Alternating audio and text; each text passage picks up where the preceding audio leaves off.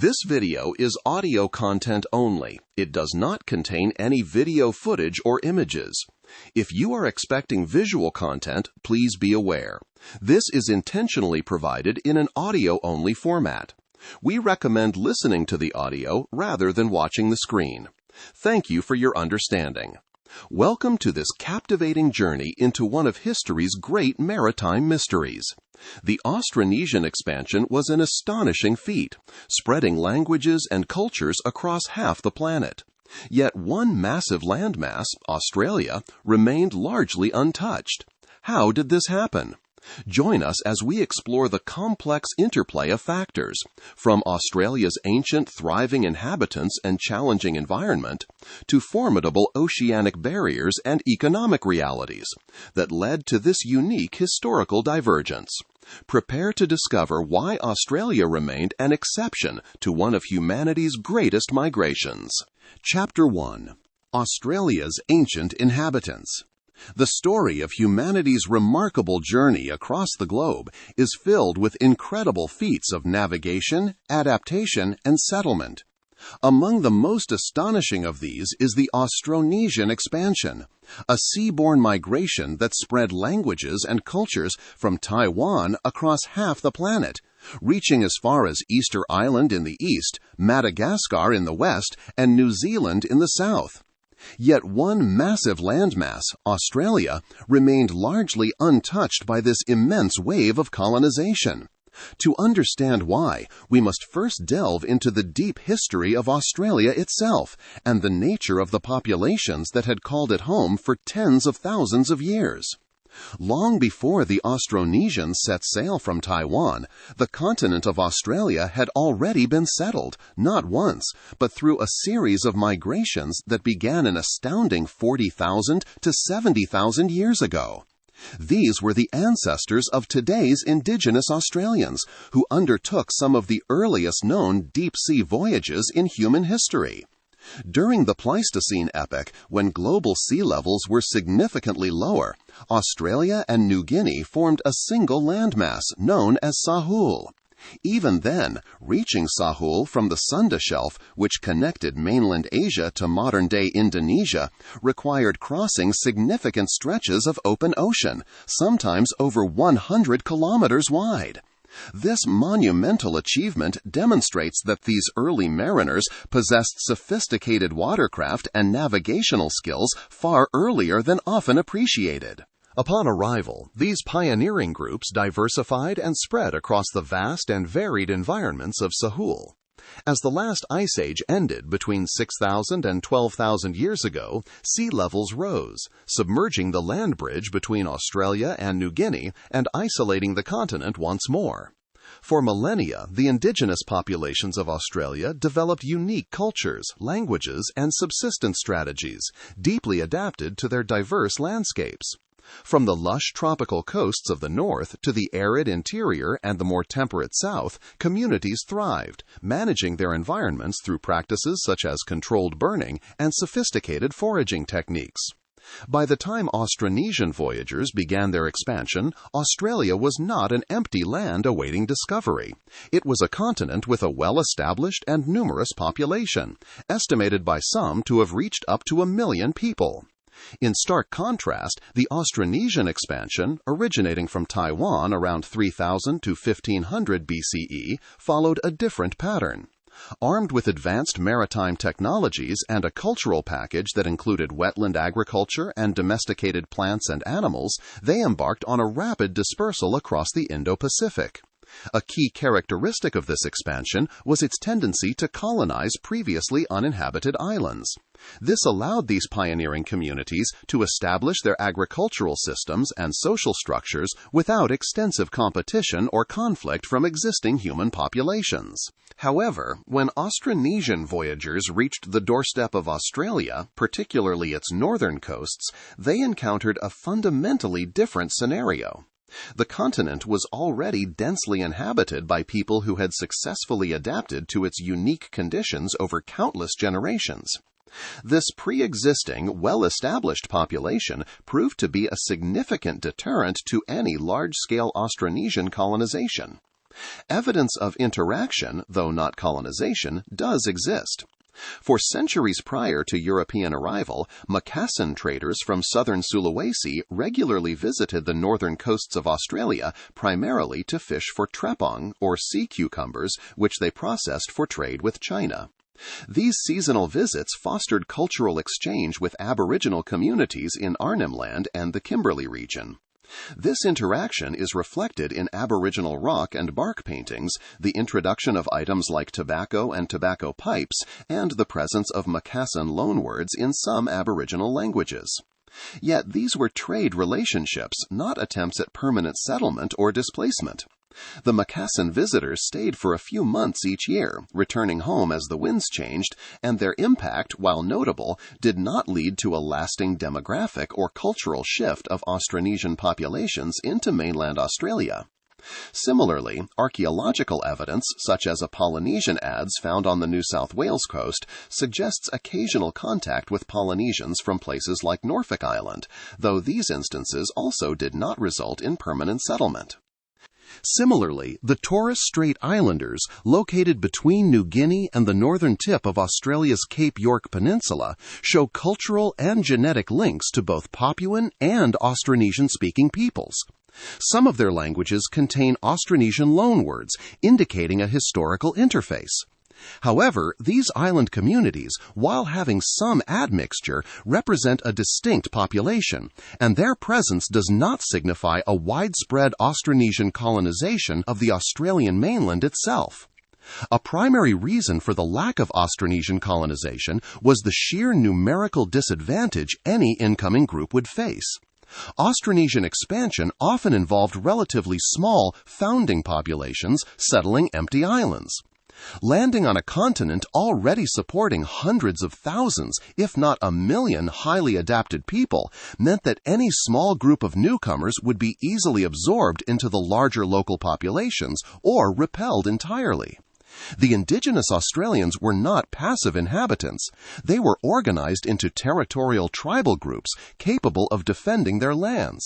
Early European encounters provide glimpses into this resistance. For example, the Dutch skipper Willem Jans, who made the first recorded European landfall on the Cape York Peninsula in 1606, lost crew members in skirmishes with local Aboriginal people. Years later, Jan Karstens, retracing Jans's route, noted that the Aboriginal people he encountered seemed to have knowledge of muskets whose terrible effects they learned in 1606 from the men of the Dyfken who landed here, indicating a memory of past conflicts and a readiness to defend their territory. Their weaponry, such as fire-hardened spears, hardwood clubs, and the highly effective Woomera spear thrower, provided them with formidable means of defense. This effectively meant that any small group of Austronesian settlers, even with their own advanced weaponry, would face a robust and organized resistance, making sustained colonization exceptionally difficult. The well-established social and territorial structures of indigenous Australians meant there was no empty land to simply claim and cultivate. Unlike the often unoccupied islands that Austronesians found across the Pacific, Australia was a vibrant, lived-in landscape with people deeply connected to their ancestral territories. This fundamental difference in the demographic landscape, a continent already teeming with well-adapted, self-sufficient populations, meant that the Austronesian model of colonization, which often thrived on settling uninhabited or sparsely populated lands, was simply not viable in Australia. Their expansion was met not by emptiness, but by a formidable human presence, leading to interactions rather than widespread settlement, and ultimately a different historical trajectory for the continent. This raises further questions about the environmental and strategic factors that might have reinforced this dynamic, pushing Austronesian energies elsewhere. Chapter 2: Australia's Unyielding Soil. The Austronesian expansion across the Indo-Pacific was fundamentally driven by a highly successful agricultural system, a core component of their distinctive cultural and technological package. This sophisticated food production, honed over millennia, enabled them to establish thriving settlements across vast oceanic distances. Yet, upon encountering the immense continent of Australia, these expert navigators faced an environment profoundly unsuited to the very agricultural practices that had fueled their success elsewhere. This fundamental ecological mismatch proved to be a critical barrier to their widespread colonization of the continent. Australia, however, presented a stark contrast to the lush, volcanic, and often well-watered islands that had proven so amenable to Austronesian agriculture. While parts of northern Australia lie within the tropics, the continent as a whole possesses a profoundly different climate and ecological character. Unlike the smaller islands where the surrounding ocean exerts a strong moderating influence, Australia's continental mass leads to less temperate conditions, characterized by extreme heat, vast arid interiors, and highly irregular rainfall patterns, even in its northern regions. This environment, described in some historical accounts as fantastically inhospitable to all but its indigenous inhabitants, was a poor fit for the wetland agriculture preferred by Austronesian farmers. Beyond the challenging climate, imported crops and animals would have faced novel pests and diseases, while the continent's unique bushfire cycles, though managed by indigenous populations, would have posed an additional threat to settled agriculture. Consider the cornerstone of much Austronesian agriculture, rice. Successful rice cultivation, particularly the wetland varieties common in Southeast Asia, demands consistent water supply and fertile, often alluvial soils. Northern Australia, despite its tropical designation, experiences dramatic monsoonal wet seasons followed by prolonged, intensely dry periods. This extreme variability makes reliable wetland rice farming incredibly challenging. The very infrastructure required for such agriculture, permanent irrigation systems, terracing, and consistent labor, would be difficult to establish and maintain against the unpredictable rhythms of the Australian climate. Even in modern times, large-scale agricultural projects in northern Australia, such as those around the Ord River, have faced significant commercial difficulties, underscoring the inherent environmental challenges that would have confronted prehistoric Austronesian farmers. Beyond rice, other staple Austronesian crops faced similar hurdles. Many of these, while tropical, thrive in rich, well-drained, but consistently moist soils. Their sensitivity to environmental conditions would have made widespread cultivation challenging. Even more adaptable starch crops would still struggle to achieve the high yields necessary for supporting an expanding population in an environment with less predictable rainfall and often less fertile soils compared to the volcanic islands of the Pacific. The domesticated animals brought by Austronesians also faced environmental limitations. These animals require consistent access to food and water, and their foraging habits are best suited to environments with abundant undergrowth or agricultural waste. In many parts of northern Australia, the availability of such resources would fluctuate wildly between seasons, making it difficult to maintain large, healthy populations. While ancient contact with Southeast Asia did lead to the introduction of dingoes, their wild nature and integration into indigenous hunting practices highlight adaptation to the existing ecosystem rather than the establishment of a broad agricultural pastoral complex by Austronesians. The distinctiveness of Australia's environment becomes even clearer when contrasted with its near neighbor, New Guinea. New Guinea, though geographically proximate to Australia and also inhabited by ancient populations, developed its own independent and highly successful agricultural traditions. Archaeological evidence from sites like Cook Swamp in the New Guinea highlands reveals wetland agriculture dating back as far as 9,000 years, making it one of the earliest centers of agriculture globally. Here, indigenous populations domesticated local plants like taro, yams, and sago, adapting their farming techniques to the specific conditions of the highlands and coastal regions. This demonstrates that agriculture could thrive in parts of near Oceania, but it was an agriculture specifically developed from local resources and knowledge, optimized for different seasonal rhythms and resource availability, not the imported Austronesian package. The Austronesian agricultural system, despite its influence on coastal New Guinea, did not deeply penetrate the island's interior, likely because the existing Papuan agricultural systems were already well established and better suited to their respective ecological niches. This strongly suggests that the Austronesian agricultural package simply wasn't superior or even competitive in environments where other, locally adapted food production systems already existed, or where the conditions were fundamentally unsuitable. The indigenous Australians, who had inhabited the continent for tens of thousands of years, had developed a sophisticated, broad-spectrum subsistence strategy perfectly attuned to the varied and often challenging Australian environment. Their deep adaptation meant that an imported agricultural system, designed for different ecological conditions and optimized for different seasonal rhythms, offered no clear advantage and would likely prove less productive, more labor-intensive, and riskier than existing indigenous practices.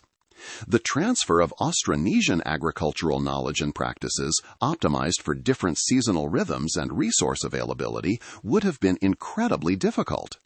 As some researchers have noted, sometimes being better adapted to a specific environment triumphs over generalized technological advancement.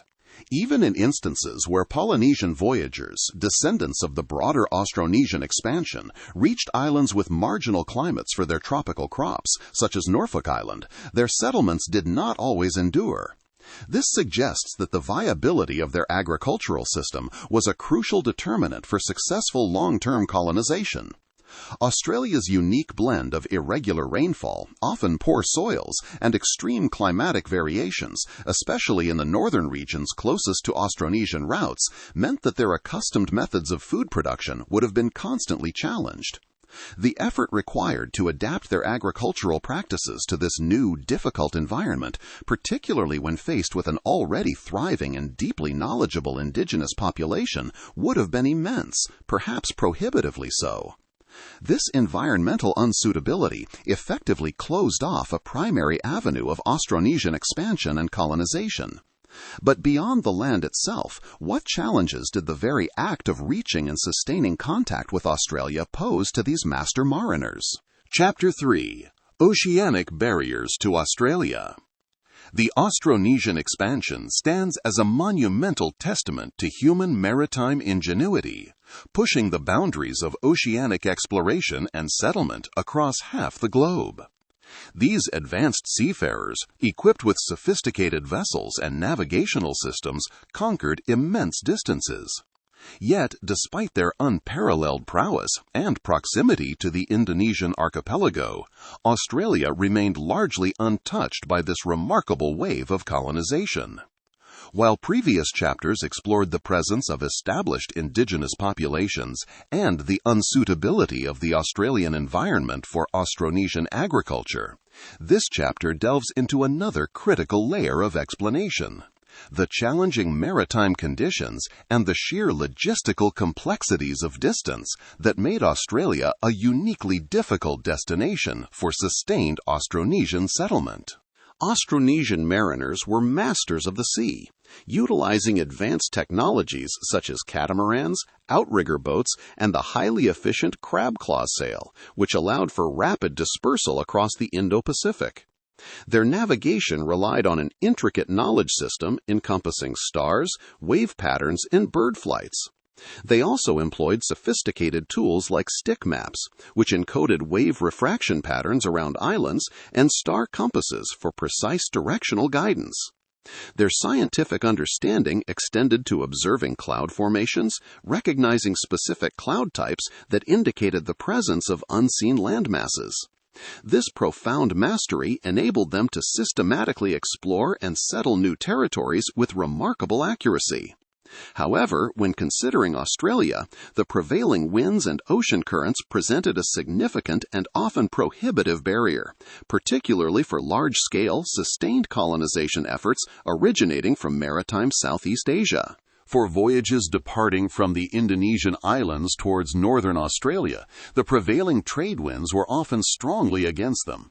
These winds, a consistent feature of the region, would have made direct, downwind sailing towards Australia an arduous task. While Austronesian mariners were certainly capable of sailing against the wind through extensive tacking, a technique involving zigzagging against the wind, doing so with an entire colonization party would have added immense risk and logistical strain.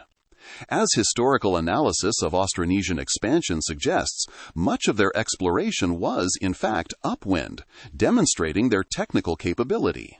However, undertaking such a journey with a large group, including domesticated animals and sensitive canoe plants, would have significantly increased the time and effort required, turning a challenging voyage into a potentially catastrophic endeavor. Successful colonization demanded not just reaching a destination, but reliably transporting sufficient numbers of people, resources, and genetic diversity to establish a viable new society. Battling constant headwinds would severely limit the size and frequency of such expeditions, making sustained settlement incredibly difficult. This contrasts sharply with expeditions like Thor Heyerdahl's Kon-Tiki, which famously drifted with the prevailing winds and currents from the Americas to Polynesia, highlighting the deliberate upwind nature of much Austronesian expansion and the unique difficulty Australia presented. Moreover, the ocean currents in the region further complicated matters. While some currents, like the Indonesian through-flow, move waters from the Pacific to the Indian Ocean, potentially drifting objects towards northern and western Australian coasts, these are not necessarily favorable for a controlled, deliberate journey of settlement. Accidental landfalls might occur, but purposeful colonization requires a predictable and manageable maritime environment. The seasonal nature of some wind patterns, such as the monsoons, could offer temporary windows for travel, but these were often balanced by counter-seasonal challenges, making year-round, reliable maritime connections difficult to maintain. Beyond the immediate vicinity of maritime Southeast Asia, consider the Polynesian descendants of the Austronesian expansion, who pushed eastward across the vast Pacific. These were the people who settled islands like New Zealand, Hawaii, and Easter Island, demonstrating an incredible capacity for long-distance voyaging. From New Zealand, the closest point of Australia, Tasmania, is still over 1,500 kilometers away. The more historically settled North Island of New Zealand is over 2,100 kilometers from the Australian mainland. While these distances are certainly within the capabilities of Polynesian mariners who undertook even longer voyages to places like Easter Island, the prevailing winds between New Zealand and Australia typically blow from west to east. This means that a direct journey from New Zealand to Australia would have been an upwind voyage, facing strong headwinds, particularly the further south one traveled. Indeed, the shortest route by distance to Tasmania would have faced the strongest headwinds. Such a journey would have been deliberate and extremely challenging, requiring considerable effort and likely a northward detour to find more favorable winds before turning west towards Australia. The vastness of Australia itself, combined with these maritime challenges, would have made any attempts at widespread colonization immensely difficult. Even if a small group successfully navigated the treacherous winds and currents to reach the northern coast, they would land on a continent so immense that subsequent waves of chance landings would likely occur far apart from each other. This geographical dispersion would hinder the formation of meaningful numbers of settlers needed to establish a cohesive, self-sustaining colony. In contrast, the relatively smaller, uninhabited islands of Polynesia or Micronesia offered a contained environment where a small founding population could quickly establish itself, grow, and maintain cohesion. In summary, the challenging maritime conditions, unfavorable prevailing winds, complex currents, and the sheer distances involved, particularly for return journeys or sustained contact, made Australia a fundamentally different proposition. These navigational and logistical hurdles, combined with the unfavorable conditions on land, pushed Austronesian energies elsewhere, towards destinations that better aligned with their unique colonization strategy. This raises a further question. If the journey was so difficult and the land so unyielding, what possible economic incentive could have driven sustained colonization attempts to Australia? Chapter 4. Economic Imperatives and Strategic Divergence. The Austronesian expansion, a story of unparalleled maritime colonization, was driven by a specific set of economic imperatives and a well-defined strategy for settlement, underpinned by a sophisticated cultural package.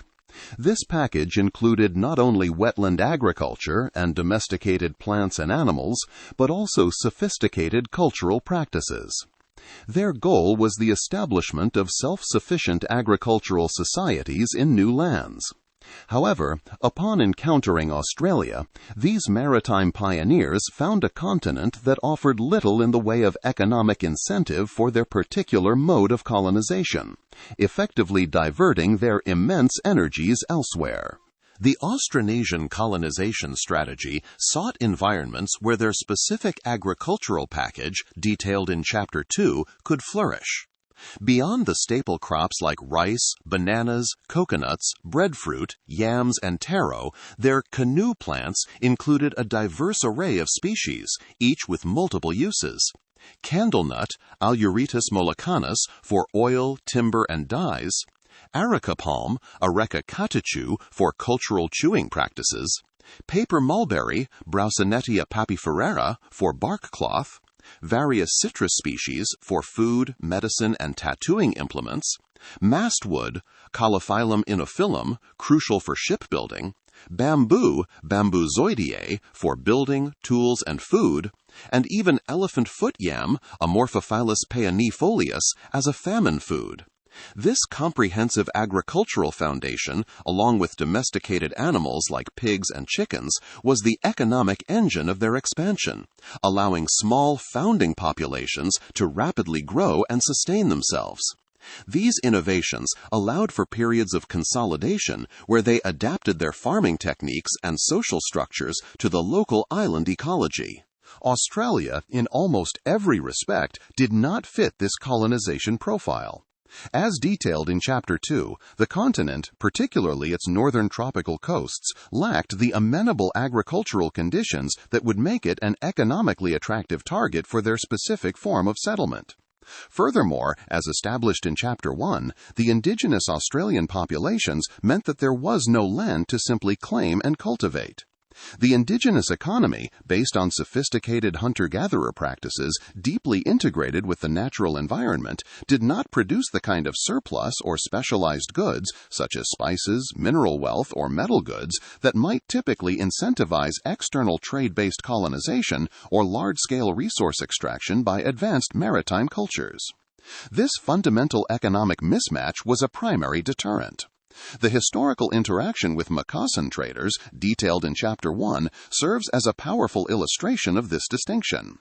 Their visits to northern Australia clearly demonstrate economic interaction. Yet this remained trade, not colonization. This highlights that while Australia offered some resources valuable to external economies, it did not provide the type of incentives that would prompt Austronesian agriculturalists to forsake their established colonization model and attempt permanent settlement against formidable environmental and demographic odds.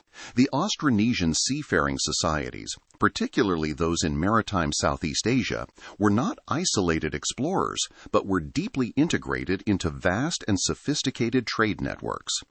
Their interconnected island realm, often termed Nusantara, linked regions including the Philippines, Taiwan, Vietnam, the Marianas, and Madagascar, and extended further to India and the Middle East.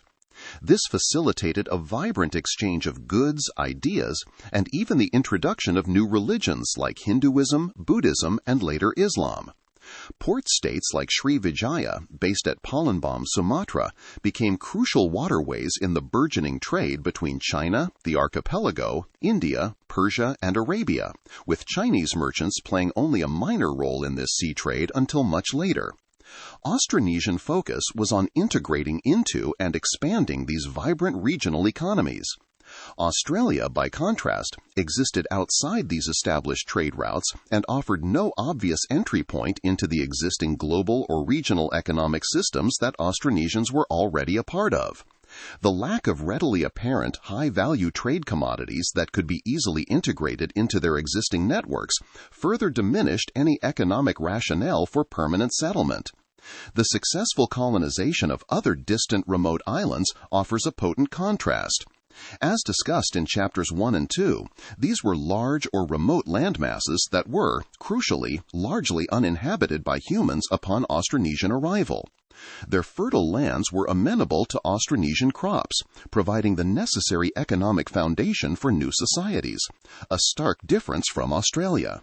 Australia's continental scale, as explored in Chapter 3, also meant that any small exploratory Austronesian landing party, even if it managed to establish a temporary foothold, would quickly realize the impracticality of their typical colonization strategy. The sheer vastness of the land, coupled with its indigenous population, would have made it impossible for a small founding group to achieve their usual rapid expansion. Without the capacity to quickly outnumber or assimilate the existing inhabitants, and lacking a clear economic advantage tied to their agricultural system, the incentive to commit to such a challenging endeavor would have been minimal. The effort and risk involved in establishing and sustaining a colony would have far outweighed any perceived benefits, especially when countless other, more suitable islands remained to be discovered or were already being successfully settled within their established trade and colonization networks. Ultimately, the economic and strategic realities of Australia presented a formidable barrier that offered little return for the significant investment required for a successful colonization. This strategic assessment, informed by their experiences across the Indo-Pacific, led Austronesian voyagers to focus their immense energies on destinations that better promised success for their unique way of life, thereby shaping a distinct historical trajectory for both their own expansion and for the Australian continent itself. In essence, Austronesian voyagers did not colonize Australia, not for lack of skill, but due to a confluence of formidable factors. The continent was already home to a vast, resilient indigenous population, deeply adapted to its unique and often challenging environment. This landscape, coupled with unfavorable winds and currents, offered little economic incentive for an agricultural system designed for different climes and uninhabited islands. This story underscores how human history is shaped by intricate interactions between existing cultures, environmental realities, and strategic choices. It reminds us that even the most ambitious expansions have their limits, and that deep adaptation to place can be the most enduring form of strength. Thank you for listening.